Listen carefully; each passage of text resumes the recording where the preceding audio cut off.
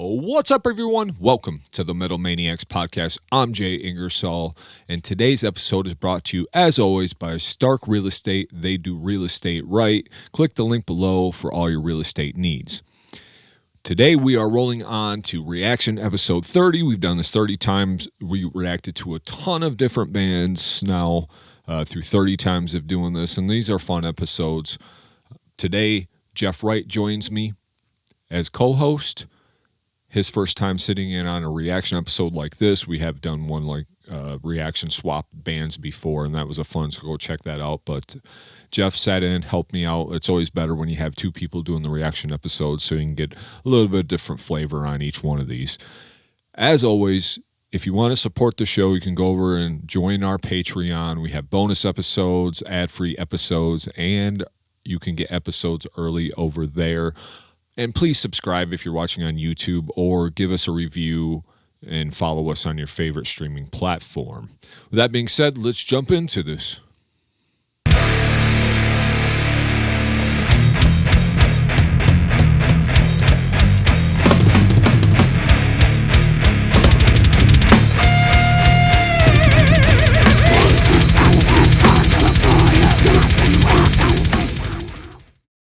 All right, Jeff Wright, welcome back to the show. Thanks for having me again. Of course, man.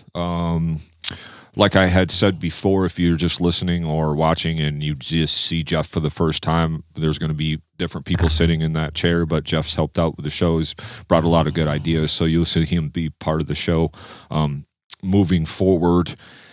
But today, he's jumping in to help with reaction episode 30. And if you haven't checked out our episode that's out right now, we did a band swap reaction, which were bigger bands. Yep. And he showed me 3 bands I never heard of. I showed him 3 bands that he's never heard of.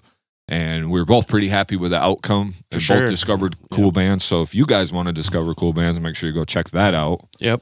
And we will be doing that again because that was a fun episode. Yes, for sure. So, and I always love checking out new bands, and this is also a good way to do that. So just so you know, I know we talked a little bit before, some things that we're looking forward to in these reaction episodes. I just kind of go over like probably the production. I pick out the best things that I've liked about this band, or if I'm a fan now. We talk about, bass tone, guitar tone, stuff like that, riffs, vocals, vocal variety, different stuff like that. Sometimes I can see the art or the video on this side. I know you don't have a laptop on that side, but I will speak a little bit about those things.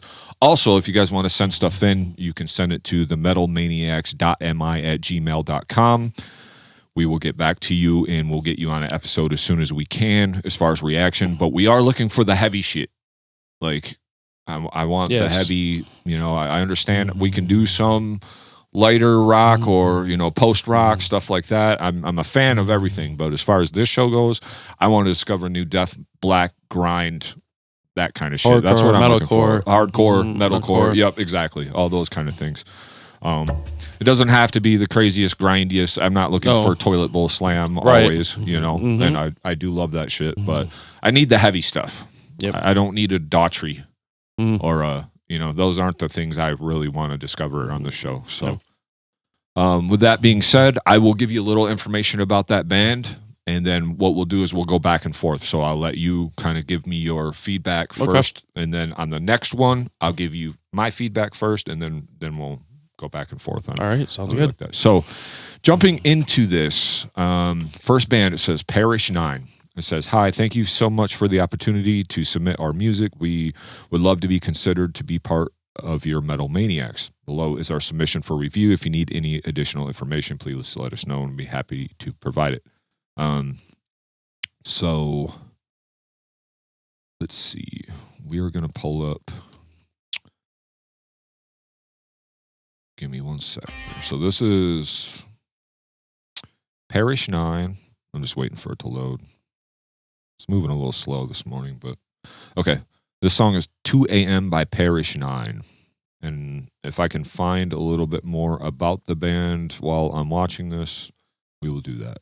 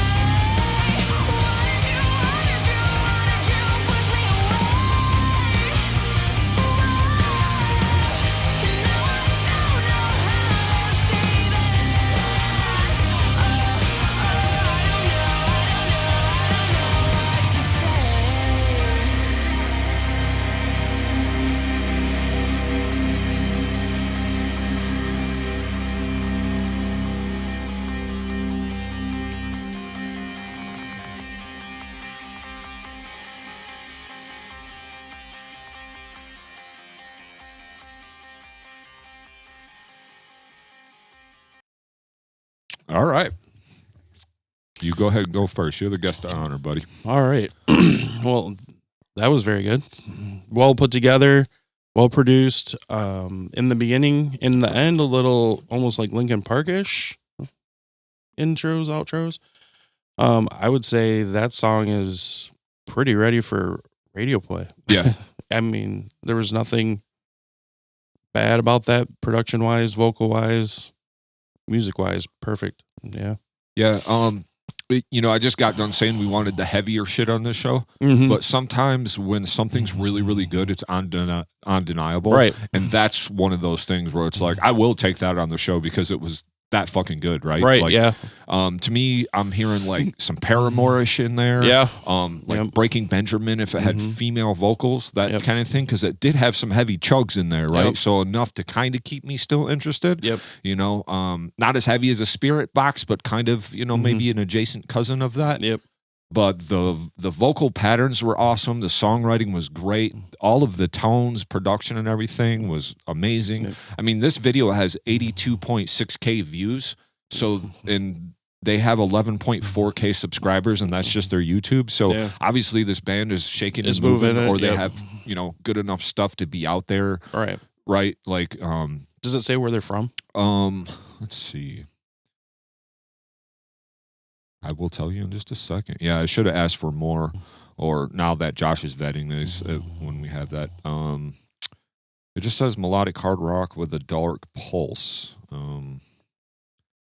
But yeah, we always say on the show, if something's so good, even if it's not like your thing, but even that I would listen to because I love like Paramore. Yeah. And that kind of like some of her vocals and stuff really reminded me of that. So yeah, man, they don't have a lot of information here.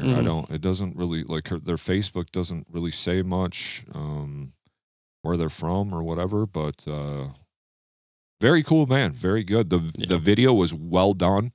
They were like in this room with some candles lit and a big old chalkboard everywhere with all this stuff written on it. And it was kind of a dark looking video, but very cool, man. Perrish 9, thank you guys for the send in. That was pretty badass. I wish I had more information to give you guys. Oh, it does say Atlanta at the top, so I'm assuming that, but there is nothing that says that they're from Atlanta. So, but cool shit. All right, moving on. We have Barrage. So it says Barrage is back with the most claustrophobic and heavy release to date, the new single Closing In. It says, I thought it'd be a perfect fit for you. Following our success with the 2025 single Tombstone, we have once again teamed up with producer Kevin Gates, probably not the Kevin Gates, two phones, to craft a track that balanced refined melody with absolute sonic right. Closing In explores the suffocating pressure of modern isolation, a theme that hits as hard as the breakdown at the 240 mark. So, let's check it out. So far, I'm liking what they're describing. Yeah, exactly. Yeah. Let's get over here on the Spotify. They kind of sent me a weird link that has all the links on it. So let's go.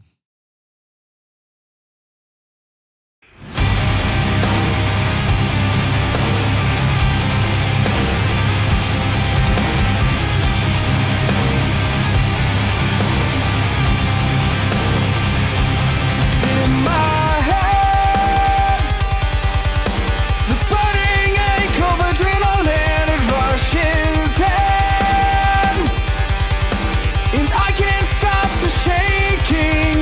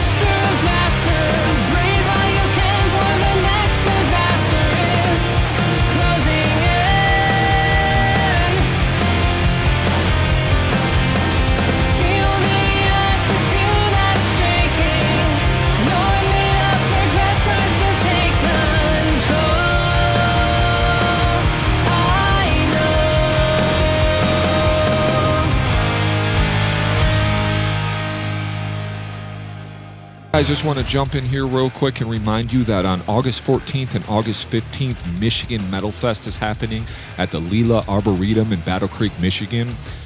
This is a 2-day fest. On Friday, you got Green Jelly, Psycho Stick, and Crossbreed headlining, and a handful of others. And then on Saturday, you got 2 stages. On the fountain stage, you got Monochromatic Black, Hemlock, Rose Funeral, Gore Pig, just to name a few, and a few bands that have been on the show, like Ghost in Motion, Let It Rot, and some others. And then on the main stage on Saturday, you got the X-Faces, the Killer's Confession, and Ventana as your headliners. You also got Casket Robbery that's been on the show, and Kill Crown that's also been on the show, and a handful of others. So 2 days of awesome metal. Make sure you go over to MichiganMetalFest.net, get your tickets and your VIP packages and all your awesome merch that they have over there. So August 14th, August 15th, Lila Arboretum, Battle Creek, Michigan, Michigan Metal Fest. Check it out. So that wasn't too much terribly different than the first band that we listened to. Right. But that was really well written, really well produced. I loved how they had the female vocals and the male vocals in there, and they were both really well done. You know, sometimes you'll get the strong front vocalist, and then you'll have the backing, which may sound good or whatever, but it's not as strong as the front. It almost sounded like any of them could have been the lead singer. Right. Is that a guest? Does it say a guest No, spot? so it is a 4-piece band. Riley Justine, vocals, Benjamin Belvin's Vokes guitar, Justin McCune, Vokes bass, and Garrett Gleitz on drums. So it's a 4-piece band, 3 people that sing in the band. You know? It says here for fans of Trivium, Lacuno Coil, Gojira, and they are from Kansas City. It says hard rock metal. So for me, the only difference from the first band, I mean, obviously it did sound sonically different, but they kind of threw in that breakdown in there. And I love when they went into that breakdown, they kind of almost infused in some melody and into that chorus, and then they brought the breakdown back, because in my mind I was like, man, they should have went longer on that, and at least they did kind of bring it back again or whatever. But catchy song, well written, and when I say well written, that means like when I turn it off I could have something stuck in my head, right? And I'm always like, if you're good at doing that, I think that's important in songwriting. You do have to have repeating parts. For me, a lot to, you know, I know other people, they can just have the riff soup or whatever, but very well done, very well written, very well produced. Everything about that was really good. So what about you? What do you think? Yeah, clean vocals. Both vocalists are really good. A great dynamic between all 3 vocalists, you said. They, it seemed like nothing was forced. So it does sound like everything is pretty put together in that band, like even cohesive. Yes. So yeah, I enjoyed that one too. Hell yeah. I think this is the first time ever in Reaction history, though, we've had 2 bands in a row that are only clean vocals, and we haven't heard one heavy vocal yet. And both of those bands ruled. Would I like some heavier shit? Yes, I need something a little heavier for my own taste. But like the Perrish 9 or even that band, that's something, you know, you could throw on with the fam, just cruising or something, you know, not something that's, you know, over crazy, the top. yeah, exactly. You know, so can't really throw on Party Cannon or Infinite Annihilator with the fam in the car. I mean, you can. Maybe one song or two. Exactly. But and then the wife's like, turn it down. Yeah. Or turn it off. So, this band, I've heard of this band before, Beyond Creation. So it says they're releasing their first new single in 8 years today. Well, obviously, you know, as our episodes go, you don't always, this isn't the only format we do. So sometimes it takes us a while to get to these submissions. It says, while burdened by heavy expectations in the ashes of doubt, like a phoenix in Reverence, the Independent Music Award winners and Canadian Grammy nominees rise in a brilliant display of strength and spirit. I'd love for you to cover Reverence if you're interested. Please let me know. Beyond Creation vocalist, guitarist, and primary composer Simon Girard is available for interviews. Watch the revelatory music review for Reverence on the Seasons of Mist YouTube. So I've heard of this band. This is going to be a complete 180 from what we just heard. And I'm just going to if you've never heard this band, I'm going to let you hear it.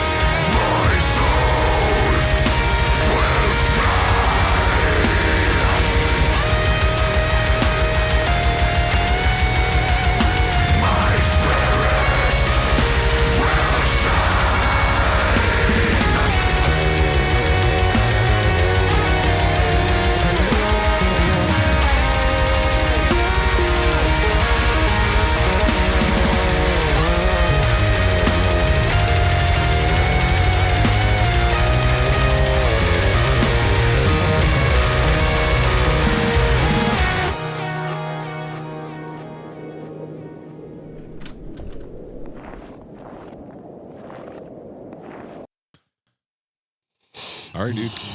Well, we're 3 for 3 for great production and vocals and music wise. Yeah. Yes, definitely different from the first two. I liked all the different parts of that. It all came together great. Especially almost like the Pink Floyd-y break there at the end of part. That was really cool. But yeah, his vocal, it was really fit over all the parts. I like that one.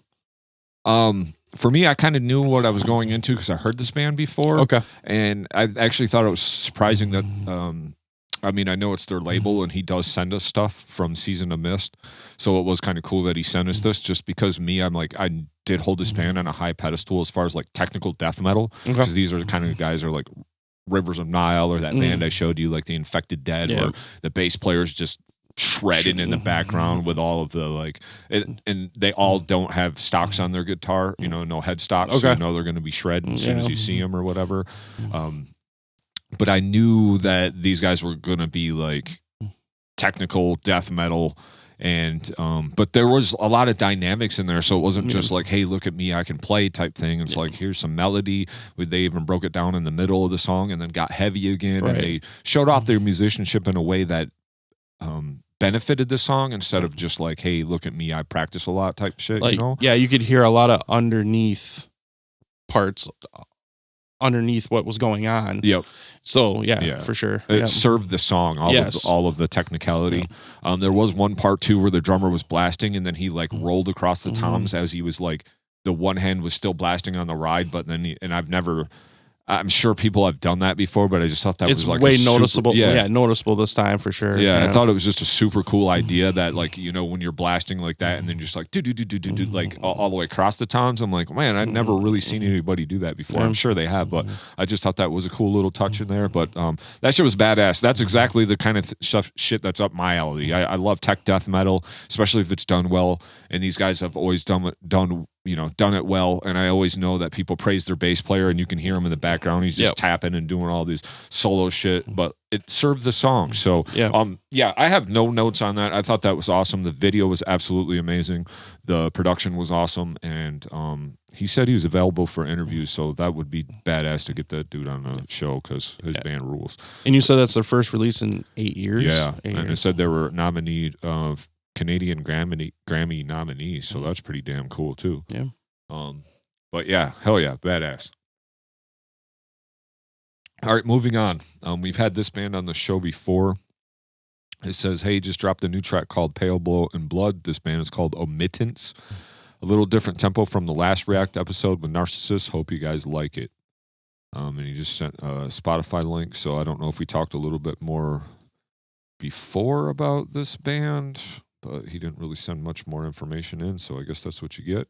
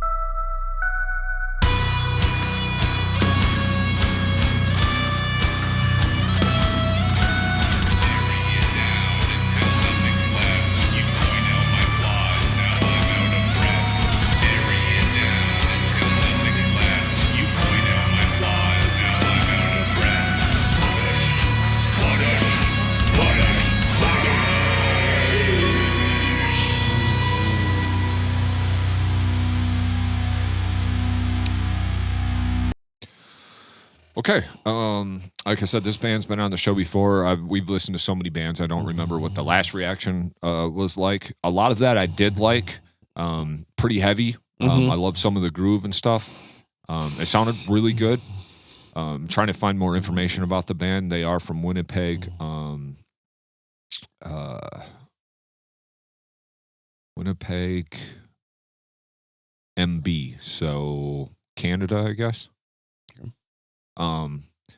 But yeah, they didn't give me much more information. I mean, it sounded pretty good. The guitar tone was really nice on it. I did like some of the breakdowns and stuff. If I was going to give any feedback on that, was the clean vocal. I didn't really like the pattern was okay, but it was like it was just like the melody was kind of weird to me, and the singing was just like kind of subpar. I mean, especially with the singing that we've already heard today, right? So it just to me kind of didn't really fit the song. It was kind of heavy, and then that part just came in the chorus, which usually like when you pop into a chorus, you want it to be a stronger part of the song, and it kind of went the other way around where we're like doing this heavy shit and then we go into the chorus and it kind of just like took a dive or whatever. Other than that, not a bad song at all. Pretty cool. I wish these guys had more of a presence online or more information that I knew about them. What I looked up, it just says it's a independent genre bending music project based out of Winnipeg and Ontario. So that's about that. What about you? What'd you think about that? Yeah, it was kind of like a mix between the first three bands, like you said, the clean singing and the heaviness from the third band. It's still well produced. Yeah, for sure. I've heard way worse. Yeah, especially for solo project. Solo project. Yeah, that's what it looks like to me, I guess. Okay, so I keep tuning it in. Yeah. I think it's going to move forward for sure. I liked it. Yeah. I felt like the last one there wasn't clean singing on, if I remember correctly, but I just listened to too much music to remember exactly. So maybe this is a trial thing, or kind of seeing. Yep, exactly, if it works. Yeah. And it's not like the singing was terrible or anything. No. I just felt like it kind of didn't fit. Like I just felt like that voice needs to be developed a little more. So to your point, like just keep reining it in, keep practicing, keep doing your thing. So, all right, so this one should be fun, especially with my lack of being able to read things or pronounce things correctly on this show. So this one's called Guhn Twei. It says, hello, on March 11, 2026, Guhn Twei will release his new album, Anvel und mein und Cancer. Guhn Twei is a politically engaged French-speaking metal punk band from Rouyn-Noranda, Quebec. It says, it should be noted that Guhn Twei won Metal Album of the Year twice consecutively at the GAMIQ 2024 and 2025, and was featured by Art and Urbana for activism against Glencore, which refuses to comply with toxic emission standards in their city. For media purposes only, here are the download links. So let's check out this press kit real quick. Okay, yeah, that's that. You sent the whole fucking album, but we are just going to listen to. We ain't listened to the whole album. Sorry, Guhn Twei. He didn't. Did you hear me just say what track he wanted me to play? So nothing. I don't remember. I don't think so. Okay, so we are going to usually want to open up the album with something good. So we're going to open up this with the song called Quaquarelis.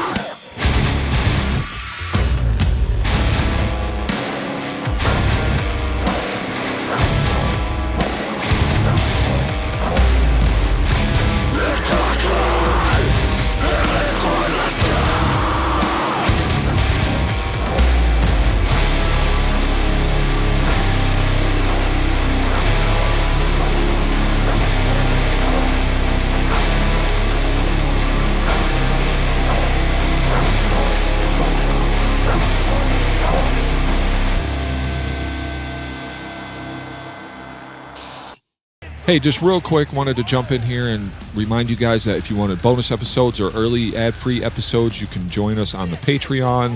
You can also join our Discord to be a part of the conversation, send us questions, and give us ideas for shows. And always, please subscribe to the channel if you're watching on YouTube, or if you're listening on your favorite platform, please give us 5 stars and tell us why you like the show. And always share with a friend, and we appreciate it. Much love. Another great produced band, and very almost like Converge-esque. Yeah, sure. I can see that. Great dynamics between it. And especially at the end with the electronic ending, I thought that was really different, but it fit really great. All the vocal patterns and different vocal styles were done well. Yeah, I like that one a lot. I'm trying to look up what this actually means in English, because I'm assuming that's in French.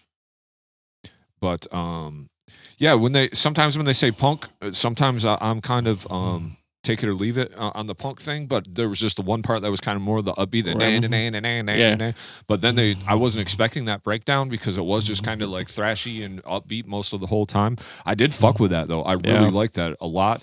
And you said that was a solo project? It says that. Okay. Yeah, that's what it says on the. It just says Guhn Twei will release his new album, so I'm assuming that.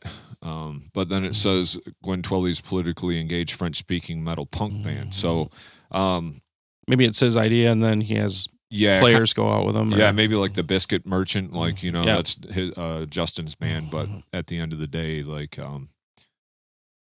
he has a band that plays live or whatever. I'll look a little more. But that Cockroaches means cockroach in English. So it says French terms, so it is in French from Canada. But man, that was a cool ass fucking band. Like you said, yeah, it shows 4 people in their picture on Facebook.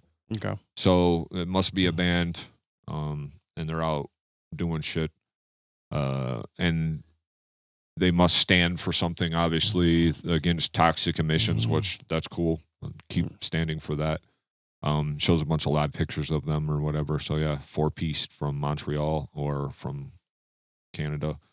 Yeah, I was a fan of that. Fucking production was pretty good, but it was nice and dirty, so like it kind of kept that punk vibe or whatever. The bass in there, you could just hear it clacking away, and I really liked that because it stood out in its own way. The drums were super tight. The vocal patterns were really well. I didn't really know what he was saying, obviously, but the vocal patterns at least stuck out, so there was something to kind of hang on to. Right. Didn't seem like a first chorus type situation going on there, which is completely fine. It doesn't have to be that way, as long as you got something to hang on to. But cool little breakdown at the end, and that was actually heavier than the description was alluding to. So I'm always going to take that if I can take that. So this was definitely like one of the bands like we did last time for our reviews of bands that you would want to listen to over and over again to see about, like you just said, about what he's actually saying, or you probably pick out more different parts than you heard the first time for sure. So yeah, it looks like they got some dates. It's hard to tell because everything is in French, but it looks like they got some dates. They got vinyl. They got all kinds of stuff. So they're a band that's shaking and moving. They got 3.2K followers just on Facebook. So they are shaking and moving. Thanks so much for the send-in. That was pretty fucking badass. So definitely can check them ass out. Yeah, that was a surprise to me. So definitely liked it. All right, so moving on, we have a band called Desolate. It says, we're just a group of dudes inspired by death, atheist, cynic, Megadeth, and some jazz fusion stuff. We started making material like that around the ages of 15 through 16. We recorded and mixed this track all independently in our drummer's garage. So this could suck or it could be great. So we'll see. Here we go.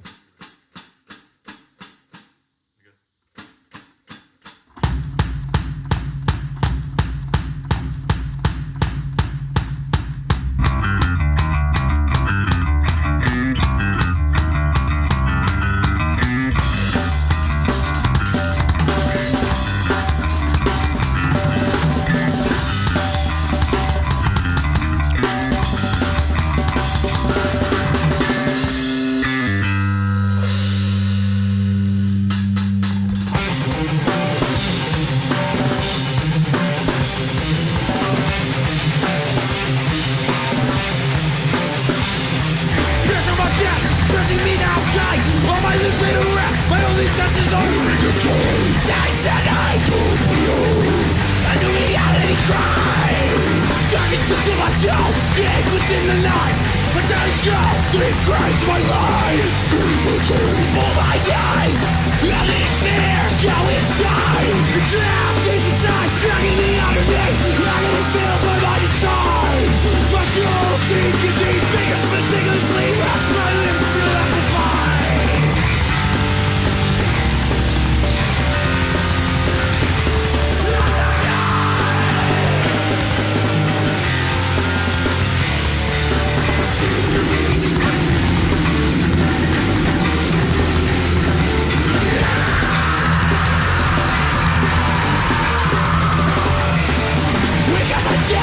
Trapped in the sleep, forever away.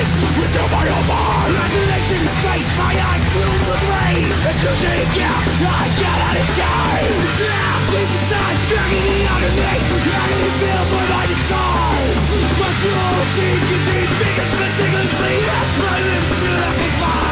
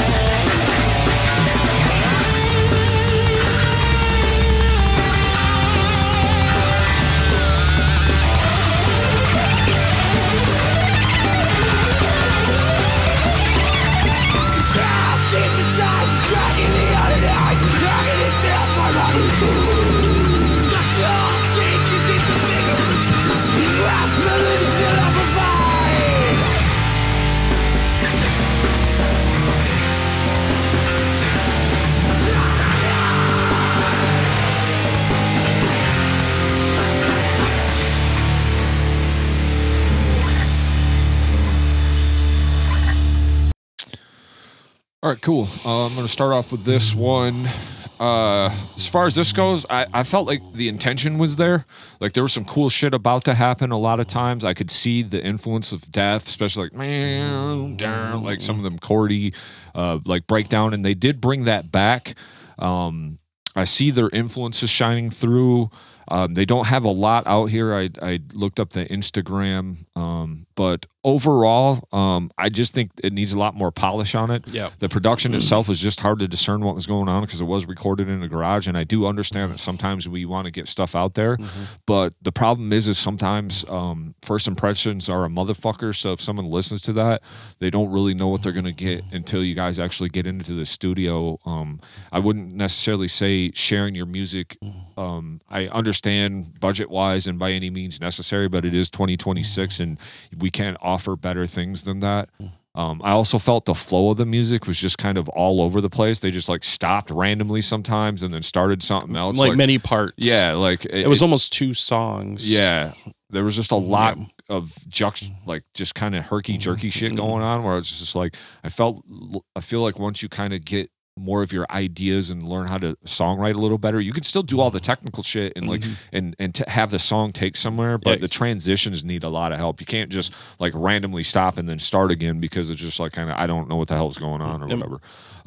But I can definitely see talent wise there's a lot of promise there, and I see there's a lot of potential for this band. Yes. And I'll tell you what I did find about it, because I had to really fucking dig, and I finally got a hold of their Instagram here. But they are from Sturgis, Michigan, and they were established in 2019. And it just says Michigan Thrash Metal, and then it gives all their links or whatever. So, and then it shows some pictures of them playing live. I think this is a band that Jeff Hostetler told me about. He's like, man, you got to check these guys out. So I'm assuming that if they've been around since 2019 and that's the only recording they have, I'm sure they have like honed their craft a little bit more or whatever. But you got to come up with more than just a garage recording, because it was hard to discern, and then like the transitions kind of threw me for a loop or whatever. But like I said, a lot of potential.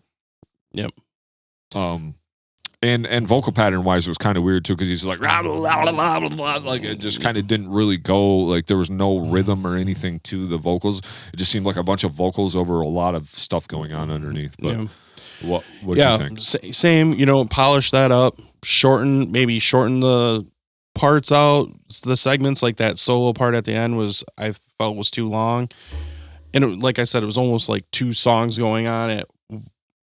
You could have made that 2 songs. Yeah. Like where that started to break or whatever, and then it could have led into another song.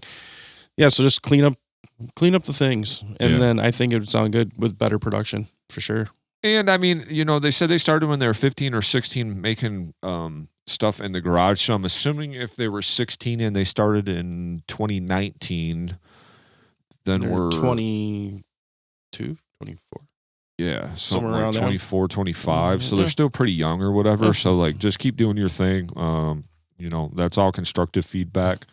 You just got to dial in some of those things a little bit more. And I'd like to hear a better recording, because it is 2026. We can't have garage band live recordings, couple demos, mics, hanging from the rafters, and that would be shit you could release later on down the road.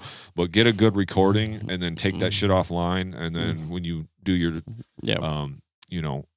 bonus tracks are hidden when you get a super fandom. That's the shit that they want to hear, is that early garage recording. But it's hard for guys that have listened to a ton of music and know a lot about music to kind of hear that as a first impression. Yeah. But when we were that age, we would be like, that sounds like something we would do. Yeah, exactly. Yeah. So, all right, cool. Moving on. We got a couple more here. So we got Intent to Harm. It says, hey, media crew. Mila here from Australian heavy PR agency Cult Etiquette. How's it going? Just sending out this rad debut release for Australian death hardcore act Intent to Harm.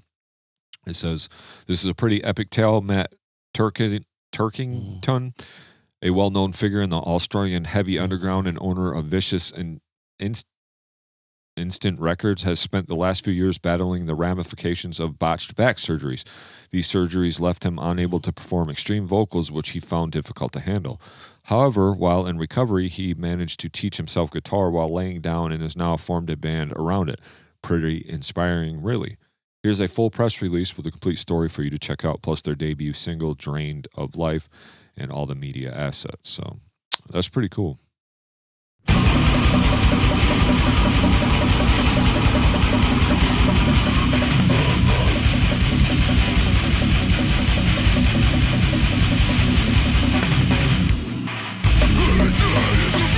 Inside,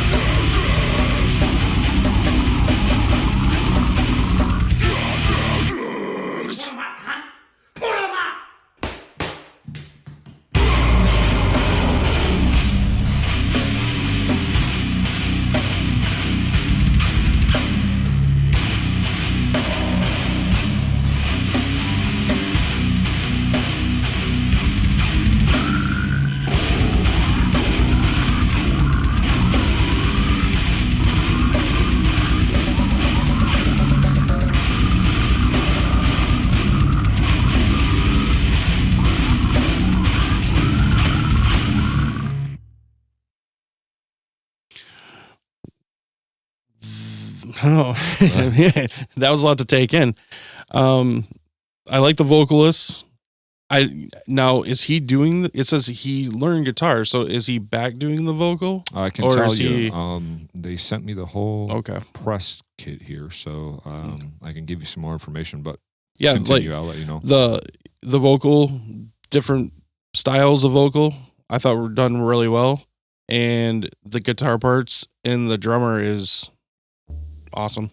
I mean, all the parts for the drums were great. So, I'll just give you feedback, and then I'll let you know a little bit more about the band here. I skimmed to this part, but I thought that was sick as fuck. That's the kind of stuff I want to be submitted on the show. That's the kind of shit that I like. Yeah, that's you. Yeah, that's me. I mean, the fucking blasty, slammy, grindy. I love that. Now, was there a lot, song structure wise, not a lot going on there, but that's fine because you beat my ass for 3 minutes. You know, you're fucking doing all the dance moves, you're doing the whole thing, fucking moshing, doing all that. Shit was heavy. I loved the blasting. It sounded the way it needed to sound. It wasn't too overly produced, but it also didn't sound like shit. It was just that nice, dirty vocal. He didn't overuse the toilet bowl vocals either, so there was like a good variety of vocals there too, without also going over the top either. So I really like that. The riffs were pretty cool for teaching yourself how to play guitar when you never done that before. Some cool slammy shit there, and I was badass. I'll show you the artwork too. It's cool as fuck.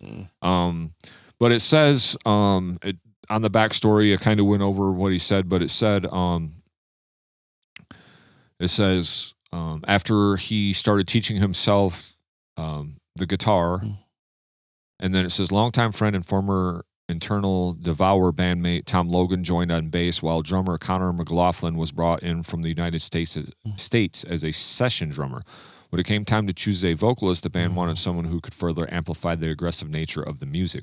The choice was obvious, and after hearing a demo, Daniel McDonald was brought in to complete the lineup. Through intense adversity and with a solid crew now in place, something powerful, positive, and essential has emerged through an incredibly challenging time. Intent to Harm is advertised and combines the aggressive nature of death metal with the groove of hardcore. The result can be heard in their debut single, Drained of Life, which marks only the beginning. It says it was only the first song he wrote on guitar, and his ability and songwriting had progressed. It was important for him to put this out into the world as a true beginning of Intent to Harm. So I don't really know if there's going to be anything live. It doesn't say that. It does show some pictures here and shows his broken back, and man, that's gotta fucking suck. But kudos to you, dude, for powering through that and making that work. And cool fucking band, dude. Yeah, heavy as shit. I loved it. All right. Last one of the day. We got Whisper to Scream. It says, I wanted to introduce you to Whisper to Scream, a hard-hitting rock band making waves with their 2025 album Shelf Life. The record blends gritty guitars, powerful vocals, and high-energy songwriting that connects with both modern rock fans and listeners who still love the raw edge of classic alternative rock and hard rock. So this must be something that I was kind of talking about, maybe not exactly what we always want to hear, but hey, if it's good, it's good. So this is we'll open it up here on Spotify,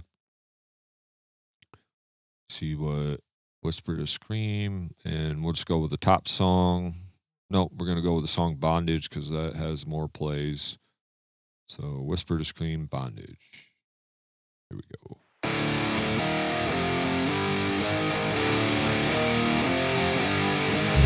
I'm not the angry one. I'm not a listless soul. Not break it down for you. But you won't swallow it down. I'm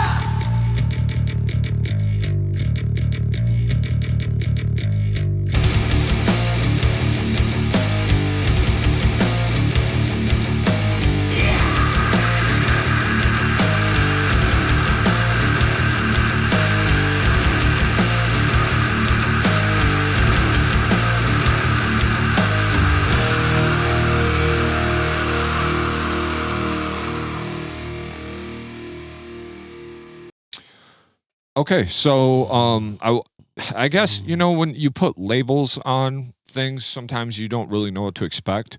And so that's why I'm like, hey, let's still just give it a go, because not everything's going to be that intent to harm band, right? And that's completely fine.